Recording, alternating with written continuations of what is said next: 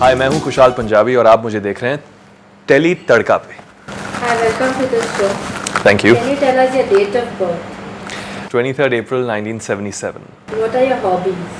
My hobbies are lots of hobbies. I love reading. I love cycling. I'm a fitness freak. I love all of that. But I do love music. I'm very passionate about music. तो मैं बहुत सारा music सुनता हूँ, appreciation performances के लिए जाता हूँ. I love music. I am still learning the tabla, but that's just a learning process. And my passion is dancing. I don't necessarily take that as a hobby, but I'm very passionate about it. You said singing, so what kind of music do you prefer? No, I can't sing. I like music, but music I like all types of music. चाहे वो पुराने हिंदी गाने हो, Indian classical हो, western classical, jazz, funk, new age, rock, soft rock. लेकिन हाँ, I really love a lot of dance music क्योंकि I've grown up on that and I like the African beats. और जो jazz music है मुझे वो बहुत पसंद है because I've studied dance on that. So I think that stays close to the heart. So what's your favorite pastime? My favorite pastime is if I'm at home, I'm usually watching a movie. I love watching movies. और ये जो foreign festival के films होते हैं या short films होते हैं, documentaries होती हैं, उस तरह की films मुझे बहुत पसंद हैं.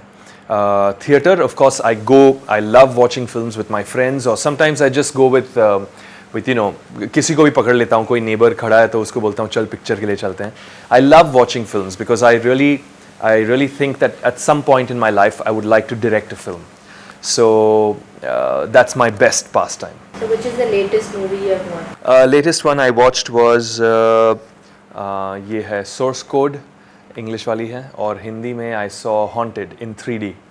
तो ये दोनों पिक्चरें बस हाल ही में रिलीज हुई थी. So I've seen these two. What is the favorite one-liner you keep using?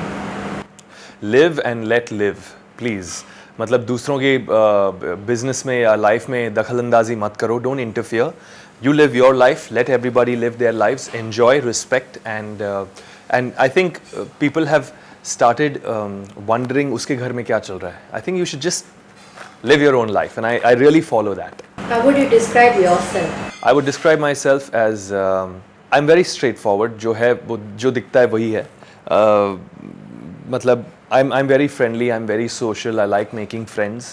I'm very passionate about everything: music, art, theatre, my clothes, my shoes, everything that I own. I'm very passionate about.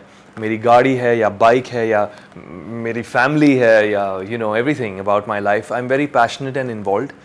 Okay, so we were like, how would you describe? You said you're passionate. हाँ. So yeah, I said like I'm really passionate about everything I do in life, and friendly, social, जो दिखता है वही है.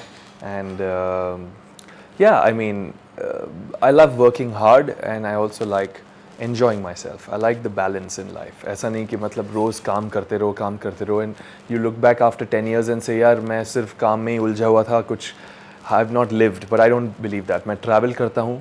I love traveling. I like backpacking. मुझे adventure sports बहुत पसंद है. So in a brief sort of way, I like to live life in a complete, in a full circle. I like living like that. How did you get into the television industry? Can you tell the journey? Television industry मेरे mind में कभी था नहीं. I never thought that I would be acting in front of television or films or whatever I've done. I wanted to be a pilot. Pilot exam देने के लिए मतलब मैं ट्रेनिंग के लिए जा रहा था डैलस टेक्सास इन अमेरिका. और उसी टाइम पे यहाँ पे कुछ लॉज चेंज हो गए और बहुत सारे एयरलाइंस उस वक्त, मोदी लुफ्ट, दमानिया, ईस्ट वेस्ट, हमारे जो लोकल डोमेस्टिक एयरलाइंस हैं वो सारे शट हो गए. और उसके बाद आई सेड अब तो जॉब मतलब मुश्किल है. जो सीनियर पायलट्स हैं वो भी ग्राउंड स्टाफ के जॉब्स कर रहे थे. So there was no scope, there was no demand any more. तो मैंने सोचा अब इतना पैसा फजूल में वेस्ट हो जाएगा.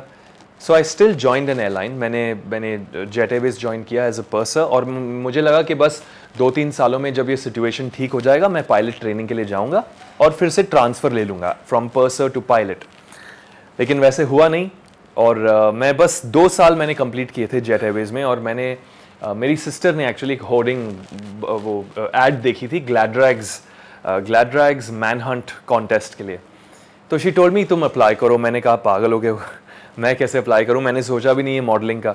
नहीं नहीं अप्लाई करो, आप फ़ोटोज़ भेज दो। मैंने बोला फ़ोटोज़ भी नहीं है मेरे पास। तो मैंने ऐसे ही काट के अपने वो फैमिली फ़ोटोज़ है ना, वहाँ से मेरे फ़ोटोज़ मैंने काट के मेरे सिंगल फ़ोटोज़ भेज दिए। और फिर उन्होंने फ़ोन किया, बस करते करते मैंने ज्वाइन कर लिया। उन्होंने बोला ठीक है आप शॉर्ट लिस्टेड हो गए हो, you can be a part of the show. उसी शो में हमारा एक जो कोरियोग्राफर था वो बीमार पड़ गया, तो मैंने थोड़ा सा हेल्प कर दिया।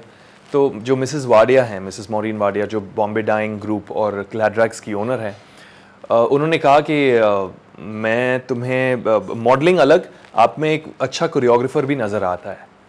तो उस शो में तो मैं I got best physique title और मुझे एक रनर्स अप का अवार्ड मिला था। लेकिन अगले 3 साल के लिए मुझे मिसेस मॉरीन वाडिया ने कोरियोग्राफर के नाते मुझे चुन कर लिया। मुझे मतलब she gave me a job as a choreographer. और सच में कहूँ तो अदर देन अ पायलट, मुझे जो जॉब करना था, जो मुझे I was passionate about was stage direction, choreography, dance, music, theater, singing, set designing. So I was very inclined towards Broadway. So when I got this opportunity, I said I can't let it go. तो 3 साल लगातार I was working with Gladrags, Manhunt, Mega Model and Mrs. India.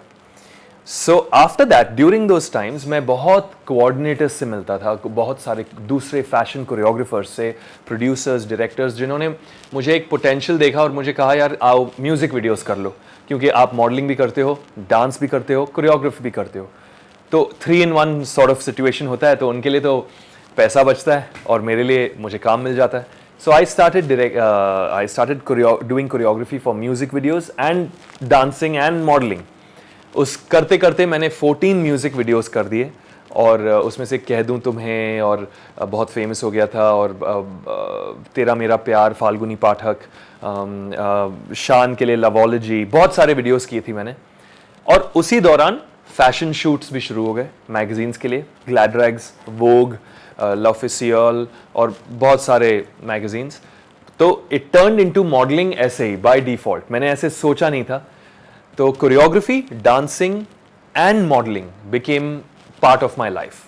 लेकिन मैंने ये भी सोचा था कि मैं पढ़ाई करूंगा साथ साथ। मैंने ग्रेजुएशन की, then I did my masters in commerce, MCOM, और मैंने सोचा था मैं MBA करके कहीं चले जाऊंगा, लेकिन ऐसा हुआ नहीं, क्योंकि मॉडलिंग के बाद शुरू हुआ सफ़र एक्टिंग का। So in acting, tell us the roles that you've done, portrayed on TV. Acting में वैसे मैं एक जैसे होता है ना कि कहीं आप बैठे हो और कोई डायरेक्टर अप्रोच करता है और कहता है कि क्या आप मेरी फिल्म में काम करोगे, ऐसा सुनाई देता है। लेकिन मेरे साथ ऐसा हुआ था। मैं एक होटल में बैठा था अपने दोस्तों के साथ और एक इंटरनेशनल डायरेक्टर ने मुझे अप्रोच किया और कहा कि मैं एक नया सीरीज़ बना रहा हूँ, लंदन प्रोडक्शन है, और सीरीज़ का नाम था सिटी ऑफ ड्रीम्स, यस। तो will you do a part in it.